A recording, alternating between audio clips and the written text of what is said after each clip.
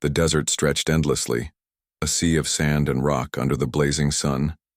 The air shimmered with heat, distorting the horizon where the ground met the sky.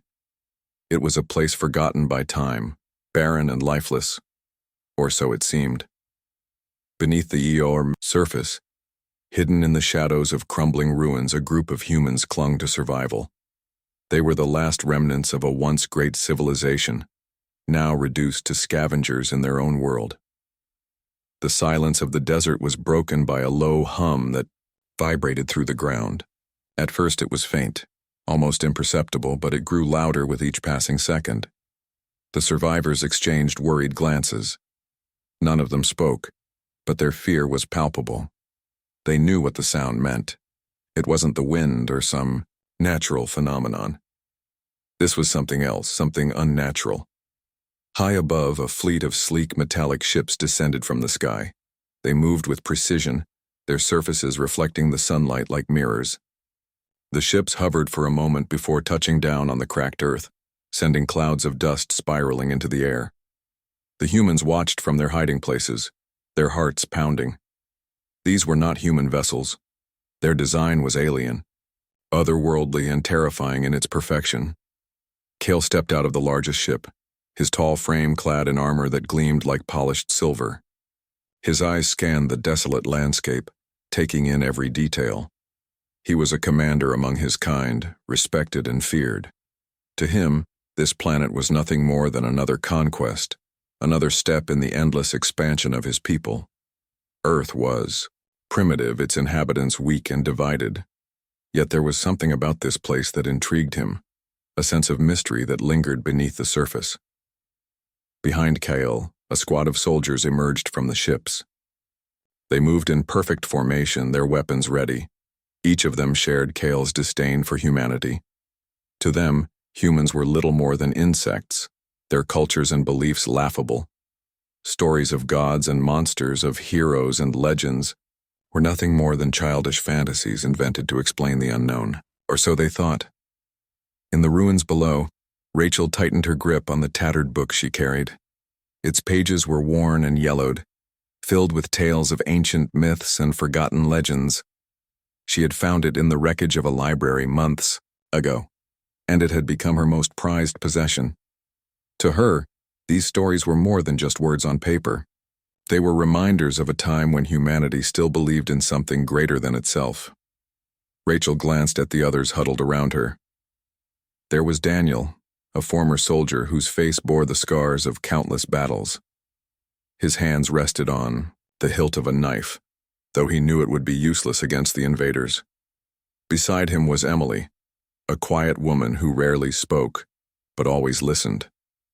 Her wide eyes darted nervously between the ships and the horizon, as if searching for an escape route that didn't exist. And then there was Lucas, barely more than a boy, clutching a makeshift spear with trembling hands. "We can't fight them," Emily whispered, her voice barely audible over the hum of the ships. "We don't stand a chance." Daniel shook, his head, his jaw clenched. "We don't have to fight them. We just have to survive." Rachel said nothing. She stared at the aliens, her mind racing. Something about their presence felt wrong, not just because they were invaders, but because they radiated an arrogance that went beyond mere superiority. They looked at the world around them with cold detachment, as if dismissing everything they saw as insignificant.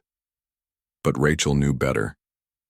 She had read enough of the old stories to know that looks could be deceiving. The aliens began to move, spreading out across the ruins like predators hunting prey. Their movements were calculated, efficient. They knew exactly what they were doing. One by one, they uncovered the hiding places of the survivors, dragging them out into the open. Rachel pressed herself against the wall of the crumbling building, trying to remain unseen. Her heart pounded in her chest, each beat echoing in her ears. "Come out," a voice boomed, amplified by some kind of device. It was deep and resonant, commanding attention. "Resistance is futile." Rachel closed her eyes, taking a deep breath. She knew they couldn't stay hidden forever. Slowly, she stepped out into the open, raising her hands to show she was unarmed. The others followed her lead, emerging from their hiding spots with varying degrees of reluctance. They formed a loose circle, standing shoulder to shoulder as the aliens surrounded them. Kyle approached, his gaze sweeping over the group. His expression was unreadable, but there was a flicker of curiosity in his eyes. He stopped in front of Rachel, tilting his head slightly as if studying her. Then he noticed the book in her hands. "What is that?" he asked, his voice smooth and measured. Rachel hesitated, unsure whether to answer. Finally, she held up the book, showing him the cover. "It's stories," she said softly. "Old ones." Cale reached out, taking the book from her. He flipped through the pages, his brow furrowing as he examined the illustrations and text. To him it was incomprehensible, a jumble of symbols and images that made no sense.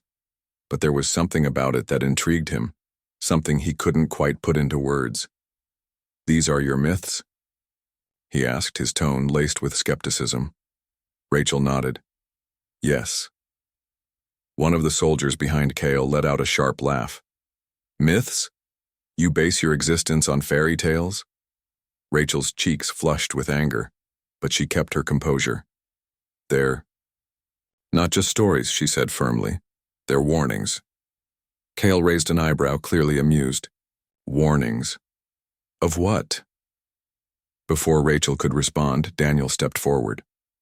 "You wouldn't understand," he snapped. "You think you're better than us, but you don't know anything about this world."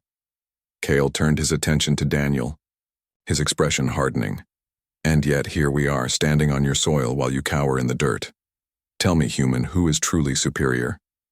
The tension in the air was thick, almost suffocating. Rachel placed a hand on Daniel's arm, silently, urging him to back down. She could see the anger in his eyes, but she also saw the futility of resistance. They were outnumbered and outmatched. Fighting would only get them killed. "They're real," Rachel said suddenly, her voice cutting through the silence. All eyes turned to her, including Cale's. She swallowed hard, her throat dry. "The things in those stories, they're real." For a moment no one spoke. The aliens exchanged glances, some of them smirking at the absurdity of her claim. Kyle, however, remained silent, his expression thoughtful. He studied Rachel carefully, as if trying to gauge whether she truly believed what she was saying. Finally, he spoke. "If what you say is true, then prove it." Rachel opened her mouth to respond, but no words came out. How could she prove something that existed only in stories? How could she convince these beings who prided themselves on logic and reason that there were forces in the universe beyond their understanding? Cale seemed to sense her hesitation. He gestured to his soldiers, who began rounding up the survivors. "Take them aboard," he ordered. "Perhaps further examination will reveal the truth of your claims." As the humans were herded toward the ships, Rachel cast one last glance at the barren landscape. She didn't know what awaited them aboard the alien vessel, but she couldn't shake the feeling that her words had planted a seed of doubt in Cale's mind. Whether that doubt would grow into understanding, or something far more dangerous, remained to be seen. The interior of the alien ship was unlike anything the humans had ever seen. The walls glowed faintly, pulsing with a soft light that seemed alive. Strange symbols were etched into the surface, shifting and changing as if they were part of some intricate code. The air was cool and carried a metallic tang that made it hard to breathe. Rachel walked alongside the others, her hands bound behind her back, her mind racing. She could feel the weight of Cale's gaze on her, studying her every move. The survivors were led into a large chamber, its ceiling stretching high above them. In the center of the room stood a series of strange devices, machines that hummed softly, their purpose unclear. Around the edges of the chamber, alien soldiers stood guard, their weapons trained on the group. Despite their calm demeanor, there was an undercurrent of tension in the air, a sense that something important was about to happen. Cale entered the room moments later, his armor gleaming under the artificial light. He moved with a quiet confidence, his presence commanding attention. He stopped in front of the humans, his eyes scanning the group before settling on Rachel. She met his gaze without flinching. though her heart was pounding in her chest. You claim your myths are real, Cale said, his voice calm but firm. Explain. Rachel hesitated, unsure where to begin. How could she convey centuries of stories, legends passed down through generations, to someone who dismissed them as mere superstition? But she knew she had to try. If she didn't, the aliens might never understand the truth, and that could be dangerous for everyone. There are beings, she began, choosing her words carefully, that exist beyond what we can see or touch. They're older than the stars, older than time itself. Some of them are protectors, others are destroyers. Our ancestors knew about them, feared them, worshipped them. That's why we told stories, to remember. Cale tilted his head slightly, his expression unreadable. And you believe these beings still exist? I don't just believe it, Rachel replied, her voice steady despite the fear gnawing at her insides. I know it. One of the soldiers laughed, a sharp, mocking sound that echoed through the chamber. You think we came all this way to listen to fairy tales? This is a waste of time. Rachel ignored him, keeping her focus on Kyle. Ask your scientists, she said. Look at the symbols in your own ship. They match the ones in my book. Cale's eyes narrowed. He turned to one of his subordinates, exchanging a few quick words in their language. The subordinate nodded and left the room, returning moments later with a tablet-like device. He handed it to Kyle, who studied the screen intently. As he scrolled through the images displayed there, his expression shifted from skepticism to curiosity. These symbols, he said, holding up the tablet. Where have you seen them before? Rachel stepped forward, pointing to a page in her book. Here. These are runes from Norse mythology. They represent Odin, the All-Father. He's a god of wisdom, war, and death. Cale examined the page closely, comparing it to the images on the tablet. The resemblance was undeniable. His soldiers exchanged uneasy glances, their earlier mockery replaced by uncertainty. For the first time, doubt crept into their minds. Coincidence? One of them muttered, though the conviction in his voice was wavering. Perhaps, and Kyle said, his tone thoughtful. Or perhaps not. While the aliens debated among themselves, Daniel leaned closer to Rachel. What are you doing? He whispered. Why are you telling them all this? Because they need to know, Rachel replied quietly. If they keep digging, keep searching, they might awaken something they can't control. Daniel frowned, unconvinced. And you think they'll listen to us? To you? They might, Rachel said, her voice tinged with hope. Cale seems different. He's curious. Maybe that's enough. Before Daniel could respond, Cale turned his attention back to the group. You will remain here while we conduct further analysis, he announced. Cooperation will be rewarded. Resistance will not. The humans were ushered into smaller cells, each barely large enough to hold them comfortably. Rachel found herself alone in hers, the door sealed shut behind her. She sat on the cold floor, clutching her book tightly. Her mind raced with thoughts of what might happen next. Would the aliens believe her? Or would they dismiss her warnings as nonsense? Hours passed, though it was impossible to tell time aboard the ship. The constant glow of the walls made it feel like an endless twilight. Rachel dozed off briefly, only to be startled awake by the sound of footsteps outside her cell. The door slid open and Kyle stepped inside. You intrigue me, he said, his voice softer than before. You speak with conviction, yet you offer no proof. Rachel looked up at him, meeting his gaze. Proof isn't always easy to find, she said, but that doesn't mean it doesn't exist. Kyle crouched down beside her, his movements deliberate. Tell me more about these beings. What are they capable of? Rachel hesitated, then began to recount the stories she had memorized. She spoke of Fenrir, the monstrous wolf destined to break free during Ragnarok and devour the sun. She described Cthulhu, the ancient entity sleeping beneath the ocean, waiting to rise and bring chaos to the world. She told him of Jormungandr, the world serpent so massive it could encircle the earth. Each tale painted a picture of unimaginable power, of forces far beyond human or alien comprehension. As she spoke, Kyle listened intently, his expression growing darker. When she finished, he remained silent for a long moment, lost in thought. Finally, he stood and turned to leave. "This changes nothing," he said, though his tone suggested otherwise. "We will continue our mission."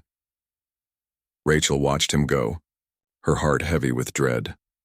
She had planted a seed of doubt in his mind, but she couldn't shake the feeling that it wasn't enough. Somewhere out there, beyond the stars, the beings she had described lurked in the shadows, waiting. And if the aliens continued their search, they might accidentally wake them. Meanwhile, in another part of the ship, Daniel and Emily worked together to devise a plan.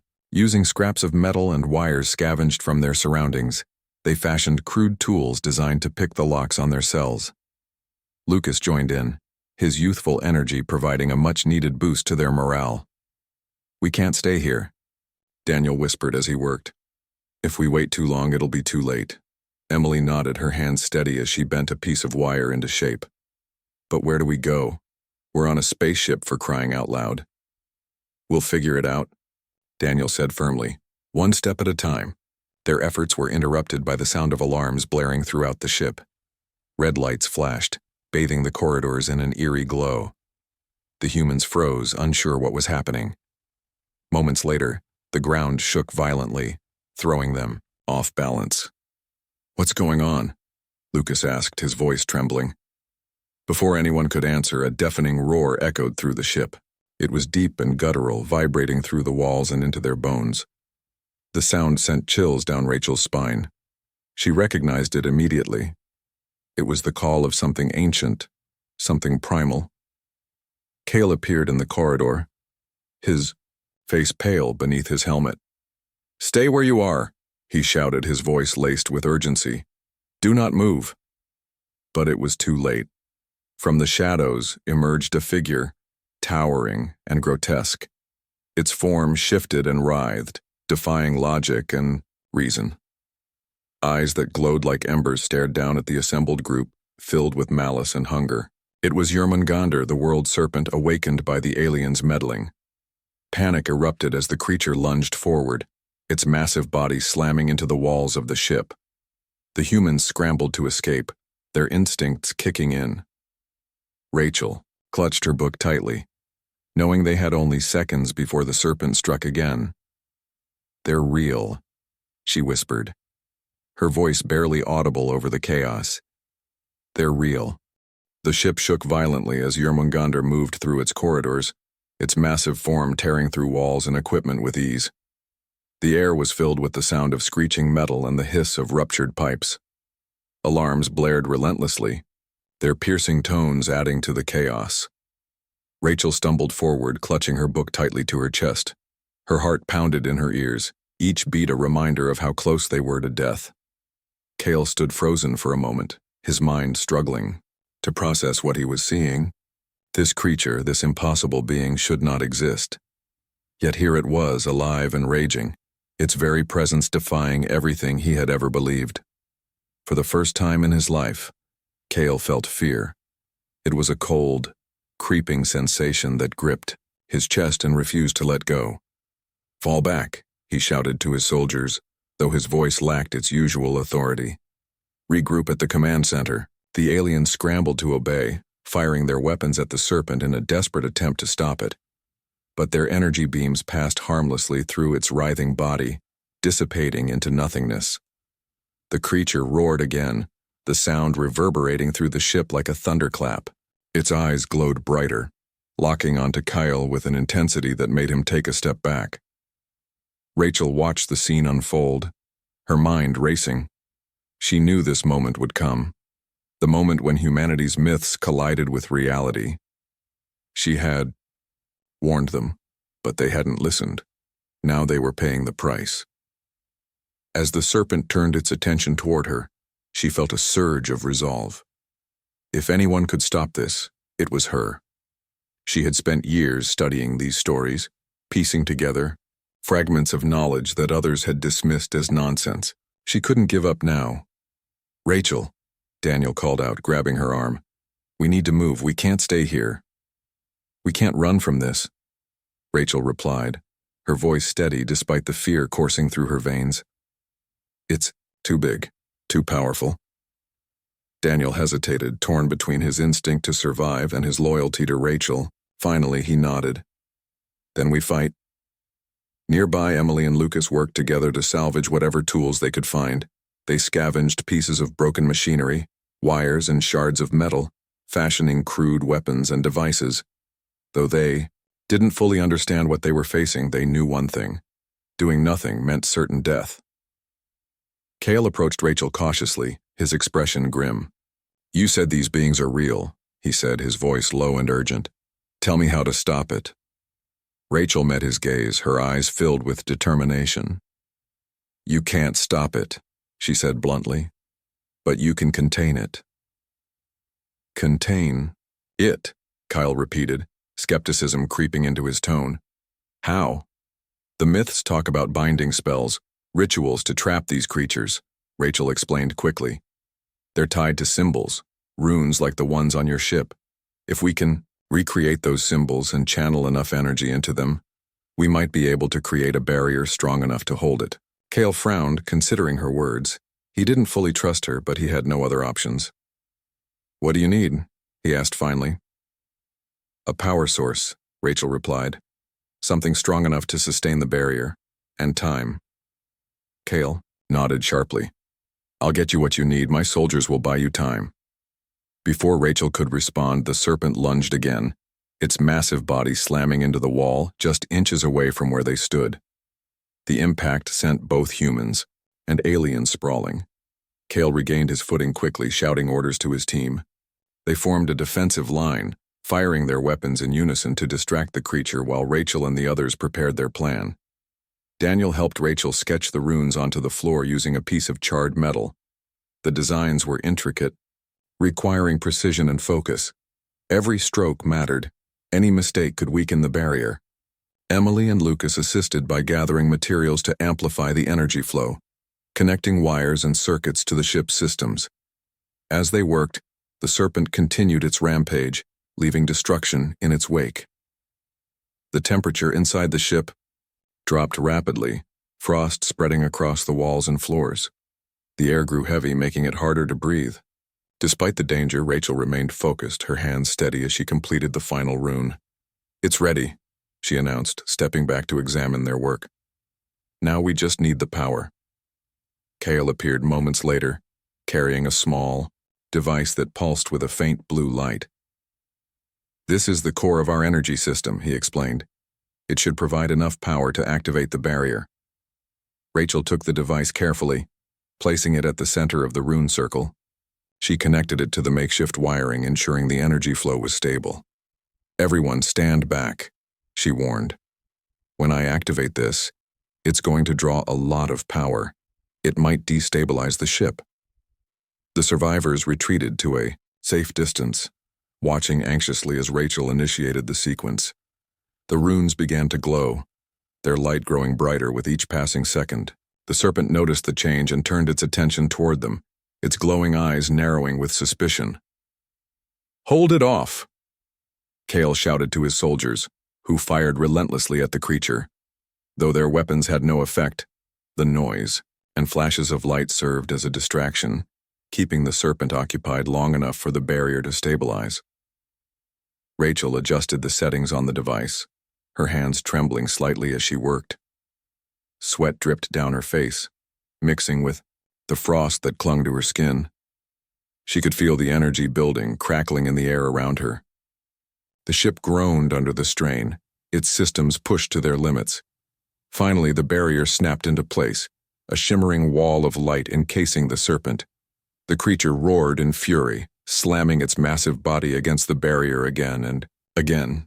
Each impact sent shockwaves through the ship, but the barrier held firm. For now. "It's working," Rachel breathed, relief washing over her. But she knew it wouldn't last forever. The barrier was only temporary, a stopgap measure, until they could figure out a more permanent solution. Cale approached her, his expression unreadable. You were right, he admitted reluctantly. These beings, they're real.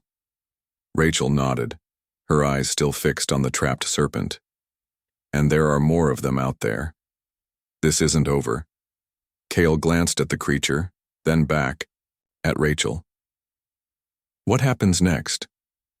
We leave, Rachel said firmly. You and your people need to leave Earth. If you keep digging, keep searching, you'll awaken something even worse than this. Cale hesitated, weighing her words.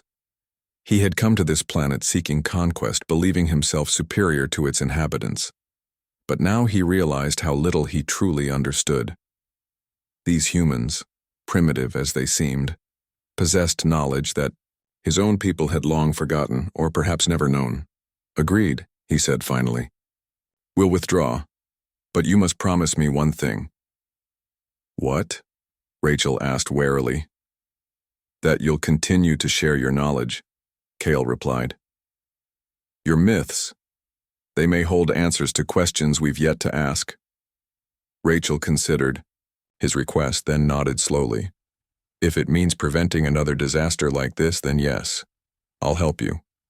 With the agreement made, Cale ordered his soldiers to prepare the ship for departure.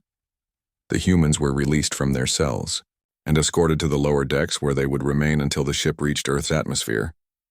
As they left, Rachel cast one last glance at the trapped serpent, its glowing eyes filled with hatred and rage.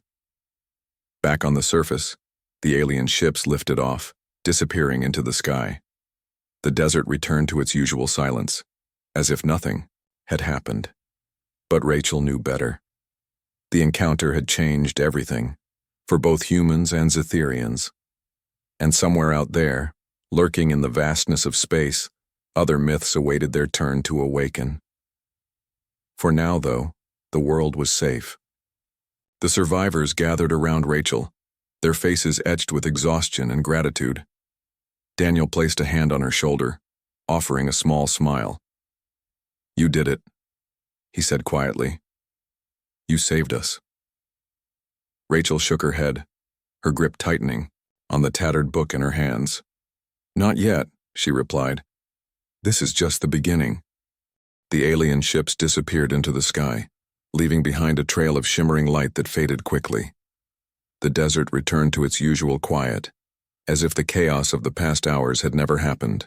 But for Rachel and the other survivors, nothing would ever be the same again. They stood in silence, staring at the empty horizon where the ships had vanished. The weight of what they had just experienced hung over them like a storm cloud. Rachel clutched her book tightly, her fingers tracing the worn edges of its cover.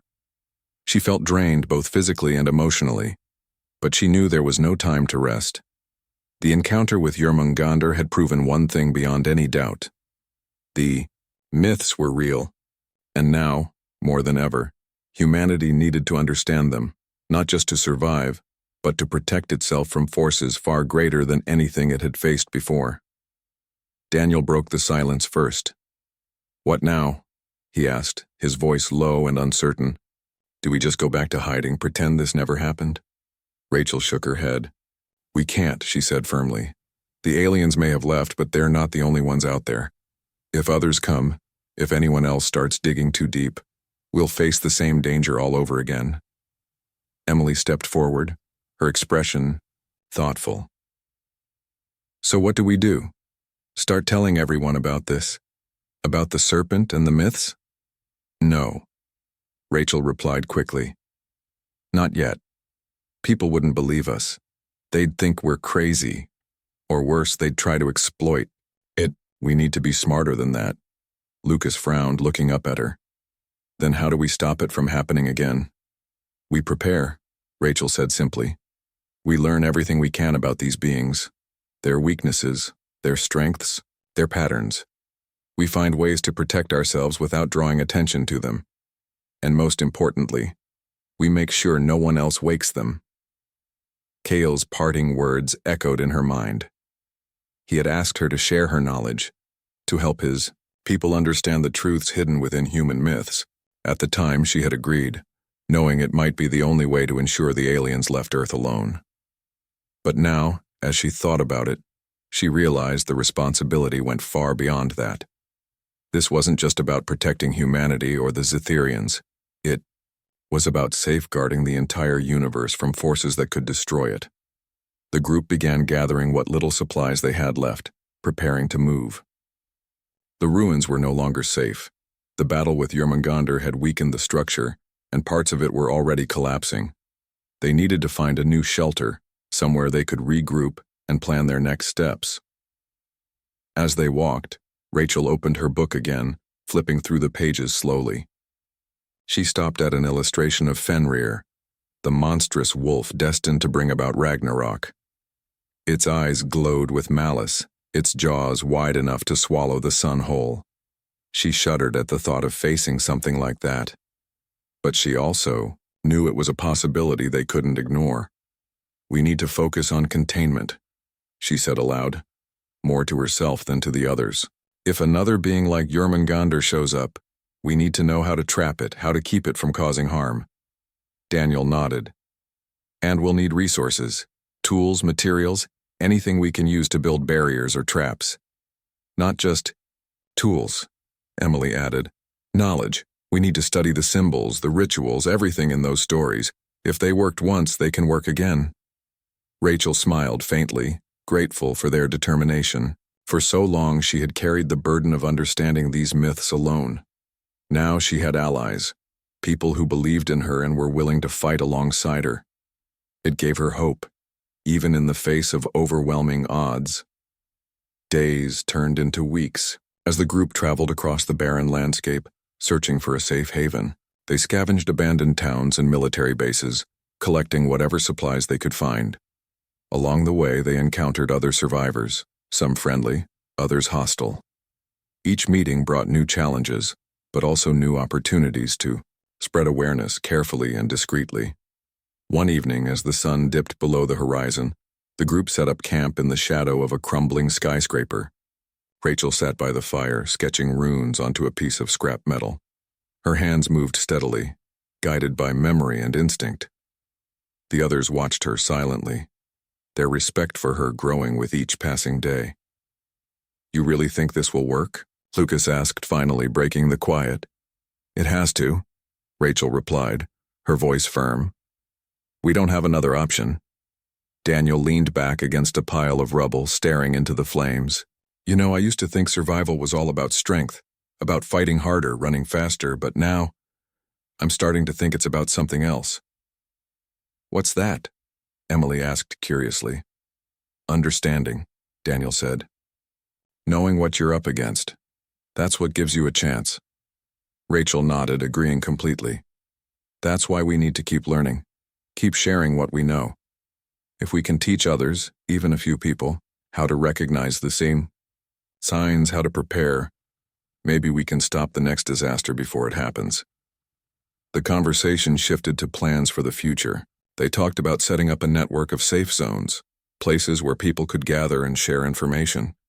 They discussed ways to communicate with others without drawing unwanted attention, and they debated the best methods for teaching the old myths, ensuring the knowledge survived for generations to come. But even as they made progress, Rachel couldn't shake the feeling that they were being watched. Sometimes in the dead of night she would wake suddenly, certain she had heard something, a whisper, a growl, the sound of footsteps in the distance. Each time she told herself it was just her imagination, a remnant of the fear that still lingered after their encounter with Jormungandr. But deep down she wasn't so sure. One night, as the group slept, Rachel stayed awake, keeping watch. She stared into the darkness, her thoughts drifting to Kale and the Zetherians. Had they truly left Earth behind, or were they still out there observing from afar? And if they did return, would they come as allies or as enemies? Her musings were interrupted by a sudden gust of wind that sent ashes swirling around the fire. She tensed, her hand instinctively reaching for the knife at her side. The air grew colder, heavy with an unnatural stillness. Then, from the shadows, a figure emerged. It wasn't human or alien. Its form shifted and writhed, defying logic and reason. Eyes that glowed like embers locked onto Rachel, filled with curiosity and something else she couldn't quite place. Fear gripped her chest, but she forced herself to stay calm. "You shouldn't be here," she said softly, her voice steady despite the terror coursing through her veins. The creature tilted its head, studying her intently. It didn't speak, but its presence conveyed a message clear as day. "We are watching." Rachel swallowed hard, clutching her book tightly. "Tell your kind to leave us alone," she said, her tone firmer now. "We've done nothing to you." For a moment, the creature remained still, its glowing eyes unblinking. Then, with a flicker of movement, it vanished into the night, leaving behind only a faint chill in the air. Rachel let out a shaky breath, her heart pounding. She knew then that their fight was far from over. The beings from the myths weren't just real. They were aware. And though they hadn't attacked, their presence was a reminder of the delicate balance between survival and destruction. When morning came, Rachel shared what she had seen with the others. They listened quietly, their expressions grim. No one doubted her. They had seen enough to know that the impossible was very much possible. "We'll keep moving," Daniel said finally. "Keep learning. Whatever comes next, we'll face it. Together." Rachel nodded, a small smile tugging at the corners of her mouth. Together, they packed up their camp and continued their journey, heading toward an uncertain future. The road ahead would be long and difficult, filled with dangers they couldn't yet imagine. But for the first time in a long time, Rachel felt a spark of hope. The myths were real, and so was the power to fight them. The group trudged through the desert, their steps heavy with exhaustion but their spirits unbroken. The encounter with the shadowy figure the night before had left Rachel uneasy, but it also reinforced her resolve. She knew now that they were not alone, not in the way she had once thought. There were forces beyond comprehension watching them, waiting for something. Whether it was humanity's next mistake or simply an opportunity to strike, she couldn't say. What she did know was that they needed to be ready. As they walked, Rachel flipped through her book again, studying the pages intently. Each story, each myth, seemed more relevant than ever. The old tales weren't just warnings, they were instructions. They held clues about how to survive, how to protect themselves from beings like Jormungandr and the shifting figure that had visited her in the night. But understanding those clues required time and resources, things they didn't have in abundance. "Do you think we'll find another safe place soon?" Lucas asked, breaking the silence. His voice was tinged with weariness, though he tried to mask it with optimism. "Somewhere we can stay for a while?" Rachel glanced at him, noting the dark circles under his eyes. They had all been pushing themselves hard, moving constantly to avoid detection. It wasn't sustainable, not for much longer. "We'll find somewhere," she said firmly. "But even when we do, we can't stop. Not completely." Daniel nodded, in agreement. "We've got too much to do. Too many people who need to know what's out there." Emily chimed in, her tone thoughtful. "Maybe we should start thinking bigger. Instead of just hiding, maybe we can spread the word faster. Use whatever technology is left to reach more people." Rachel considered this. Emily was right. Their current pace was too slow. If they wanted to make a real difference, they needed to expand their efforts. But doing so came with risks. The more people they involved, the greater the chance of attracting unwanted attention from both humans and otherworldly entities. "We'll have to be careful," Rachel said finally. "If we move too quickly, we might end up causing more harm than good." The conversation shifted to practical matters, finding food, securing shelter, and locating tools they could use to build defenses. As they spoke, Rachel noticed something. On the horizon, a faint glimmer of light reflecting off metal. At first, she thought it might be debris from the alien ships, but as they drew closer, the shape became clearer. It was a building, partially buried in sand but still intact. "There," she said, pointing ahead. "Let's check it out." The structure turned out to be an old military bunker, its entrance sealed by layers of rusted steel. Daniel worked quickly to pry open the door, using a crowbar they had salvaged days earlier. Inside, they found shelves, lined with canned goods, medical supplies, and spare parts for communication devices. It wasn't much, but it was enough to give them a temporary base of operations. "This will work," Rachel said, surveying the space. "For now, at least." Over the next few days, the group set to work organizing their new home. They cleaned out the bunker, repaired broken equipment, and began cataloging the supplies they had found. Rachel spent most of her time poring over her book, cross-referencing the myths with the symbols etched into the walls of the alien ship. She sketched diagrams and notes onto scraps of paper, piecing together patterns that might help them understand the beings they faced. One evening, as the others rested, Rachel sat alone in the dim glow of a lantern, staring at one of her sketches. It depicted a complex arrangement of runes designed to trap and contain powerful entities. She had seen similar patterns during their encounter with Jormungandr, and she believed they could be adapted for future use. But adapting them would require testing, and that meant risking exposure. "You're still working on that thing?" Daniel asked, stepping into the room. He carried 2 cups of water, offering one to her. "You need to rest." "I can't," Rachel replied, accepting the cup but setting it aside. "Not until I'm sure this will work. If we face one of those creatures, we won't get a second chance." Daniel sighed, sitting down beside her. "I know you feel responsible for all of this, but you're not alone anymore. We're here to help." Rachel looked at him, her expression softening. "I know, and I'm grateful for that. But this isn't just about us. It's about everyone. Every person who doesn't even know these things exist. If we mess this up..." She trailed off, unable to finish the thought. The weight of responsibility pressed down on her shoulders heavier than ever. Daniel placed a reassuring hand on her arm. "We'll figure it out," he said firmly. "Together." The next morning, the group gathered to discuss their next steps. Rachel presented her findings, explaining how the runes could be used to create barriers strong enough to hold even the most dangerous beings. She emphasized the importance of precision, cautioning against rushing the process. "We'll need materials," she said. "Metal, wiring, anything conductive. And we'll need to test it in a controlled environment before we try using it in the field." Emily volunteered to scout nearby areas for supplies, while Lucas offered to help organize the bunker's inventory. Daniel stayed behind with Rachel, assisting her in refining the design of the barrier. Together, they worked tirelessly, adjusting the layout of the runes and calculating energy requirements. As the days passed, progress was slow but steady. They managed to construct a small-scale prototype of the barrier, powered by scavenged batteries and solar panels.